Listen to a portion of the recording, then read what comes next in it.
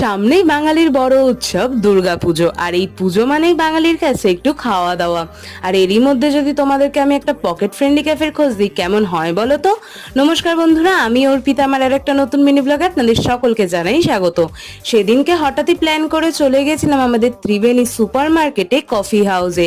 আর এই কফি হাউসের পাশেই তাদের নতুন ব্রাঞ্চ লঞ্চ করেছে প্ল্যান বি ক্যাফে, যেখানের অ্যাম্বিয়েন্স থেকে ফুড সমস্ত কিছুই ধরতে গেলে দারুণ। আর আমার তো ভীষণই ভালো লেগেছিল। আর প্রথমেই অর্ডার করে দিয়েছিলাম এখানে একটা মকটেল, যেটা ছিল ভীষণই রিজনেবল প্রাইস।